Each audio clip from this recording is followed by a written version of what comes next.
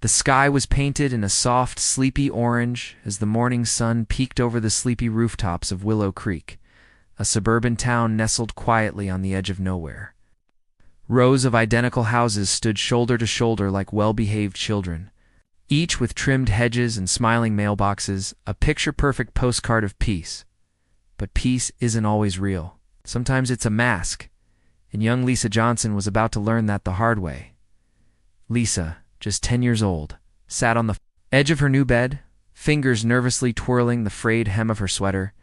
Her big, brown eyes scanned the unfamiliar room. The walls were painted pastel yellow, her mother's attempt to make it feel warm and sunny. But it still felt cold, like the house hadn't decided yet if it wanted them to stay. Her mother, Nina Johnson, a strong black woman in her mid-30s with tired eyes and a voice that carried both comfort and sorrow, peeked through the doorway holding a small bowl of cereal. "Come on, baby. Big day." "First day in a new school," she said gently. Lisa nodded but didn't move. Outside, the wind rustled through dry maple leaves, scattering them down the sidewalk like whispers. Willow Creek was quiet, too quiet, kind of quiet that screamed. They had arrived only 4 days ago, leaving behind the loud and busy streets of South Chicago, where the noise was constant but familiar. Nina wanted a fresh start, a safer neighborhood, a better future for Lisa. But safety doesn't always come with silence. From the moment they stepped into the neighborhood, they'd felt the stares. Lisa saw how people looked at her mother. At the grocery store, polite but distant, like they were seeing something strange. And when they'd visited the school to register, the secretary had smiled too hard.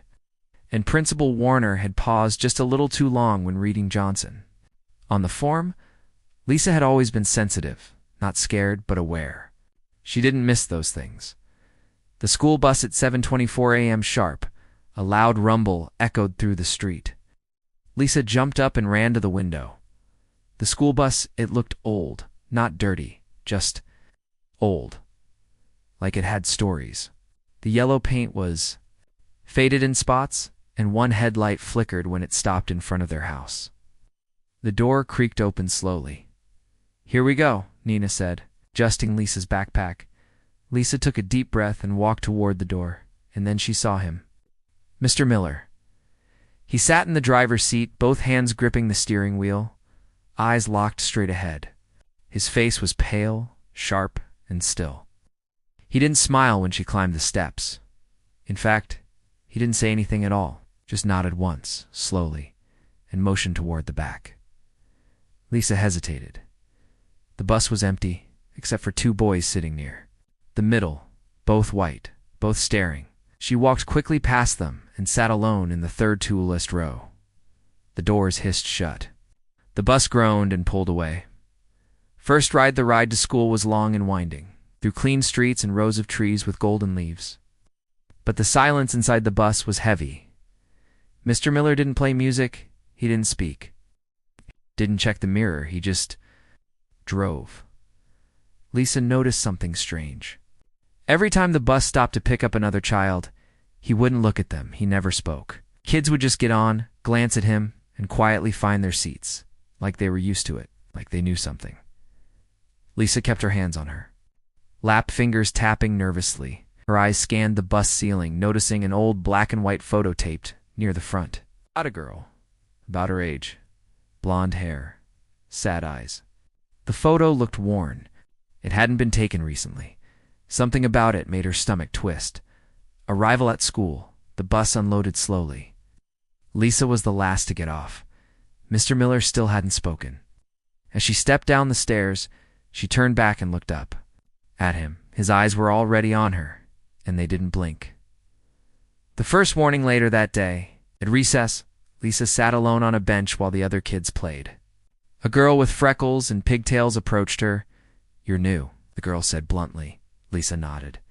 "I'm Emma. You're in Miss Carl's class, right?" "Yeah," Lisa replied softly. Emma leaned in closer. "Just don't sit in the back of the bus tomorrow," she whispered. "Not the last row." "Ever." Lisa blinked. "Why?" Emma glanced around quickly, then walked away without answering. To be continued. ... Lisa starts hearing strange noises on the bus. She begins researching. Mr. Miller's past finds old newspaper clippings in the library, one missing girl, one driver, same town. Years ago, Lisa had always been a quiet child, observant, thoughtful, but ever since she arrived in this new town, something inside her had changed. It wasn't just the move. It wasn't even the whispers from neighbors or the long silent stares. In the grocery store, it was something darker. Mr. Miller. She couldn't shake the feeling that there was something wrong with him. It wasn't what he did. It was what he didn't do. A chilling routine every morning. At exactly 7:14 a.m., the yellow school bus stopped right outside their driveway. Mr. Miller never missed a beat. He would lean across the steering wheel, open the doors with a hiss, and smile too wide to rehearsed. But Lisa had started noticing small things, like how he never made eye contact with other students, like how he would flinch when passing the corner near Oak Street, like the tiny white cloth always hanging from his rearview mirror, stained faintly with something reddish-brown. Once, she saw a name scratched faintly on the dashboard with a knife. Taylor never forget, but no one on the bus was named Taylor. No one ever had been, she checked. Notes and clues. Lisa began keeping a notebook. She didn't tell her mom. Not because she didn't trust her, but because Nina had started working double shifts at the hospital. Every time Lisa tried to bring up Mr. Miller, Nina would nod politely and say, "Baby, you watch too many detective shows. Not everyone's hiding something." But Lisa knew. She started noting down the time Mr. Miller paused the bus near Richmond Bridge every Thursday. How he once mumbled under his breath, just like her. Just like her. The missing child poster she spotted half-ripped behind the gymnasium wall. The girl in the poster. Her name was Taylor. Discovery on the bus, one rainy Tuesday. Lisa purposely stayed late at school, pretending she had to finish a book report. She wanted to be the last kid on the bus. As the bus emptied, Lisa clutched her backpack tight. She waited until the second-to-last kid he'd think got off. Then, as the door hissed shut behind him, she walked slowly to the front. Pretending to tie her shoelaces, that's when she saw it. Under the seat directly behind the driver, tucked into a metal crevice, was a small worn-out bracelet, plastic pink, with the word Taylor written in purple beads. Lisa froze. Her fingers touched the bracelet, cold and damp. She looked up. Mr. Miller's eyes met hers in the rearview mirror. He wasn't smiling. Lisa couldn't sleep. Her heart raced with a cocktail of fear and confusion. What was this man hiding? What happened to Taylor? At 1:22 a.m., Lisa did something she'd never imagined she would. She crept into the living room and opened her mom's old laptop. Quietly, she typed into the search bar, Taylor missing, plus school bus, plus town name, and there it was, the single news. Article from 3 years ago. Local girl Taylor Benson disappears. Last seen boarding school bus at Oak Street corner. No leads.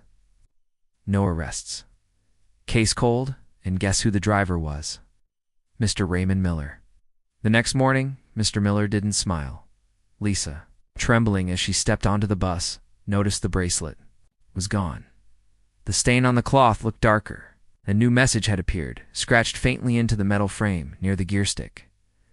Stay quiet or else. Lisa sat down slowly, and for the first time she wasn't just scared. She was being watched. Lisa Johnson's second day at her new school started with the same strange silence. She stood quietly on the edge of the street, clutching her faded blue backpack.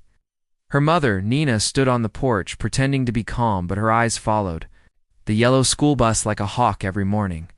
The bus screeched to a halt. It's just like yesterday. Mr. Miller opened the door with a slow creak. Same smile, same stiff nod. But today, Lisa noticed something else. He wasn't looking at her. He was staring through her as if he saw something behind her. Or someone. The ride. Lisa climbed the steps slowly. Only 3 other kids were on the bus today, just like yesterday. All of them white. All of them silent. She sat near the front. Mr. Miller gave her a little wave in the mirror, but his eyes looked ... wrong, too wide, too bright. He smiled too long. Lisa turned away. Halfway to school, Mr. Miller began humming, a soft, broken tune. It wasn't happy.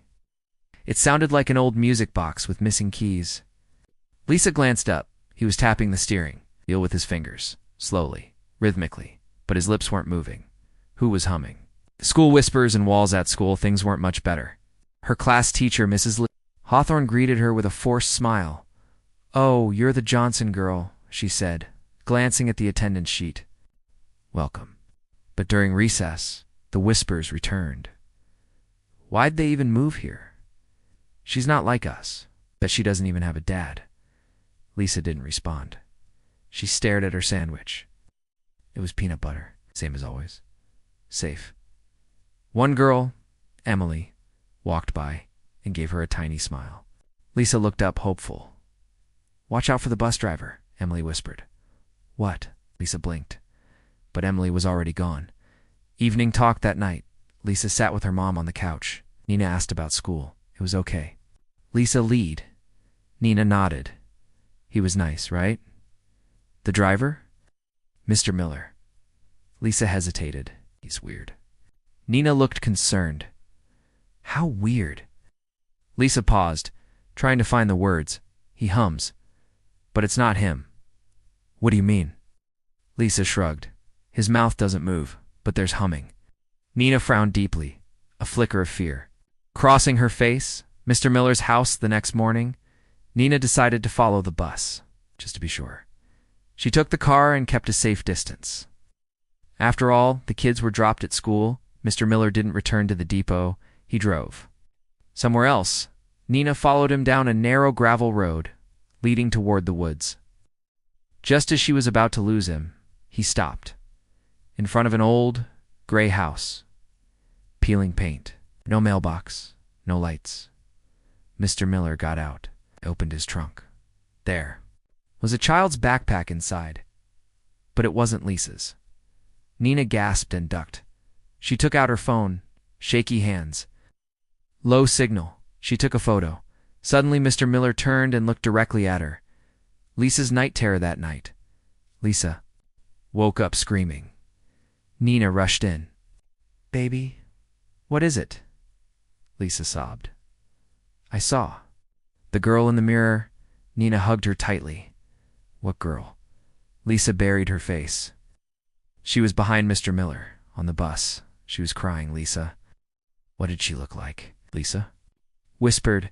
She had red hair, a yellow dress, and no eyes. Chapter 2 ends. Mr. Miller's behavior becomes more suspicious, unblinking stare. Unnatural smile, humming without moving lips. Lisa hears rumors at school. Emily, a classmate, warns Lisa about the driver. Nina follows Mr. Miller and sees him carrying a mysterious child's backpack. Lisa has a nightmare about a ghostly girl on the bus. Asterisk the next few days at school. Blurred together like shades of gray, Lisa tried her best to act normal, answering when called, playing during recess, and even smiling when asked to. But deep inside, something was different now. The sparkle in her eyes had dimmed. The laughter had a hesitation. The trust had cracked. Nina noticed it too. Her daughter wasn't humming anymore while brushing her hair. She wasn't drawing her usual colorful pictures. Instead, her papers were filled with black scribbles and sad faces. "Lisa, are you feeling okay?" Nina asked gently one night as she tucked her in. Lisa hesitated. "Hey, Mom, why do people smile when they're hiding?" "Things." Nina blinked, taken aback. "What do you mean, sweetheart?" Lisa's eyes didn't blink. "Mr. Miller always smiles, but he lies. He said he didn't stop the bus, but he did." "I remember." Nina's heart skipped a beat. "You remember the woods?" Lisa nodded slowly. "Not everything, but I remember. The quiet, the cold. It's the way he looked at me in the mirror after, like I wasn't supposed to know." Ow. Nina sat down, stunned. "Lisa, are you saying he took you off the bus?" Lisa sat up now, small fists clenched. "He made me look at a deer in the woods, then told me not to tell anyone. I didn't want to go, but he held my hand too tight." Nina froze. "Did he? Hurt you?" Lisa shook her head quickly. "No, but it felt wrong. Nina stood and walked to the living room, gripping her phone, her breath short. She didn't know what to do. Call the police. The school? What if no one believed them? Mr. Chi Miller was respected, well known, always on time. Who would believe a single black mother over a beloved old white man? But something had to be done. The investigation begins the next morning. Nina met with the school principal, Mrs. Whitaker, a tall, stern woman with a fixed expression. Nina explained everything, every detail, Lisa's memories, the blacked out window, the deer, the lies. Mrs. Whitaker folded her hands. Mrs. Johnson, do you have any proof? Nina's voice broke. She's 7. I'm not making this up. She doesn't lie. The principal sighed. I'll speak with transportation, but we must proceed cautiously. Mr. Miller has a clean record. Nina stormed out, defeated. That night she stayed up, searching anything. Reports, accidents, complaints, but nothing came up. Mr. Miller was spotless until she found a forum post on a parenting site from a mother in North Carolina, dated 6 years ago. My daughter said her old bus driver used to stop on side roads. Told her it was for animal watching. Creeped me out. We moved away. Never proved anything. The bus driver's name? Miller. Nina's fingers trembled. Got you, she whispered. Lisa's. Drawing a few days later, Lisa brought home a drawing for her art class. It wasn't like the others. This one showed a bus parked beside trees, the small figure walking into the woods, holding hands with a tall man. The man had a wide smile and red eyes. Nina stared at the drawing. Why are his eyes red? Lisa whispered. Because that's how they felt. Nina snapped a picture and sent it to the principal and a friend of hers, an investigative journalist named Carmen who worked in nearby Baltimore. Carmen replied within minutes. Let's meet. I've heard this name before. Carmen's discovery at a local diner. Carmen slid a thin file across the table to Nina. Inside were old newspaper clippings, police report, and a school board letter from another state. Michael Miller was quietly transferred after 2 complaints from parents about inappropriate conduct and unreported detours during routes. No charges were filed due to lack of evidence. Nina's jaw tightened. He was moved, not fired. Carmen nodded. Happens more than we think. Districts don't want lawsuits. They pass the problem to someone else. Nina's blood boiled. He's still doing it. Carmen leaned forward. Then we need more than hearsay. We need proof. Real proof. The plan. Nina installed a GPS tracker app on Lisa's phone and gave her strict instructions. If the bus ever stopped again, anywhere she was to press the emergency pin. Carmen set up her dash cam on the expected route. For a few days, nothing happened. Then, one cloudy Thursday morning, Nina's phone buzzed. Emergency location shared, 8:12 a.m. Franklin Woods. Her hands shook. She called Carmen. Go. He's done it again. Into the woods, Carmen sped down the road, heart racing. When she reached the location, the bus was gone, but fresh tire. Tracks were visible, leading off the road into a clearing. She parked and followed on foot. 20 minutes later, she found a broken silver charm bracelet in the grass, with LJ engraved on it. Lisa single quotes. She took photos, marked coordinates, sent everything to Nina. That evening, Lisa came home quiet, pale. He said, We saw the same deer as last time, but this one was dead. Said it meant something. That we have secrets now. Nina hugged her tightly, blinking back tears. It's over now, baby. I promise. The news about Mr. Miller spread like wildfire throughout the town. Police cars were seen parked outside his home. The school district suspended him indefinitely. The entire community, once proud of its quiet reputation, was suddenly forced to face the fact that darkness had always been lurking just beneath the surface. But amidst the storm, Lisa was safe. And more than that, she was finally seen. For the first time in months, her voice wasn't just heard, it was believed. Lisa's. Returned to school the following Monday, Nina walked Lisa to the school gates. A new driver had replaced Mr. Miller, a gentle woman with kind eyes and a soft voice who greeted Lisa with a warm smile. As Lisa hesitated at the gate, unsure if she should enter, a crowd began to gather. It was her classmates. One by one, they approached her. "I'm sorry, Lisa," whispered a girl who used to giggle behind her back. "I should have said something," said another, eyes lowered with guilt. Even the principal came out. He knelt down to her level, looking her in the eyes. "Lisa, we failed you, but that ends now." Lisa, clutching her lunchbox tightly, took a deep breath and walked in. Nina's fight for justice, Nina wasn't done. She had spoken to lawyers, the media, child safety organizations. She demanded policy changes. She demanded psychological evaluations for all school staff. And more importantly, she demanded that voices like Lisa's be given priority, not doubt. Soon the case was trending on national media. #ListenToChildren, #Justice for Lisa. People from all walks of life began sharing their own stories they had buried for years. Lisa's pain had opened a door to healing for many. 1 year later, a new park had opened in the center of the town. It was named Lisa's Light, a place dedicated to protecting the innocence of children, especially the voiceless ones. Lisa stood with Nina at the ribbon-cutting ceremony.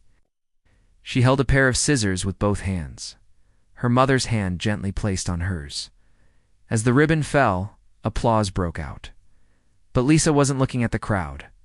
She was looking at the plaque on the stone behind her, "To the brave child," who reminded us that silence is never safety.